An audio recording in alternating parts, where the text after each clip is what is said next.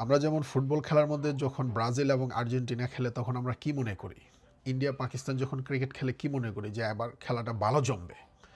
তো ঠিক তেমনই এবার চায়না এবং আমেরিকা দেখা যাবে আমেরিকা কীভাবে চায়নার জাহাজ আটকিয়ে রাখে। কারণ পাগলা ট্রাম্প অলরেডি সে বলেছে তারা ব্লকেড দিবে। ব্লকেড মানে এই যে হরমুজ প্রণালী দিয়ে কোনো ধরনের জাহাজ যেন আসা যাওয়া না করতে পারে এবং যেটা ভিতরে আছে সেটা বের হতে পারবে না। সেটা তো অলরেডি বন্ধ। কাদের জন্য বন্ধ? যারা ইরানের শত্রু। কিন্তু সকলের জন্য না, এটা এখনও খোলা আছে। ইরান সবসময় বলে আসছে আমাদের এই হরমুজ প্রণালী খোলা আছে শুধু আমাদের শত্রু ছাড়া বাকিদের। তো এর মধ্যে অন্যতম চায়না। তা এখন চায়নাকে টার্গেট করেই আমেরিকা, ট্রাম্প সে চাইতেছে যেন এদিক দিয়ে আর জাহাজ আসা যাওয়া না করে। তো সেটাই আমাদের দেখার বিষয়। যেমন ব্রাজিল, আর্জেন্টিনা, ইন্ডিয়া এবং পাকিস্তান এখন মানে ১০০-১০০ মিলবে।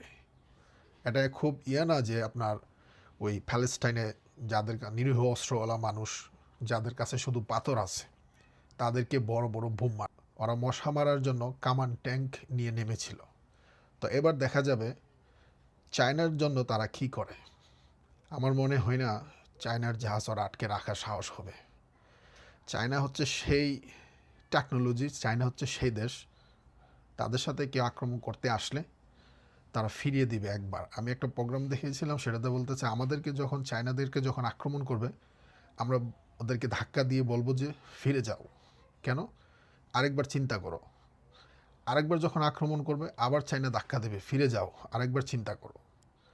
আরেকবার যখন আক্রমণ করবে ৩বারের মাথায়, তখন চায়না আর ফিরিয়ে দিবে না। এর অর্থ হচ্ছে চায়না যখন পাল্টা আক্রমণ করবে তখন কিছু অস্তিত্ব থাকবে না।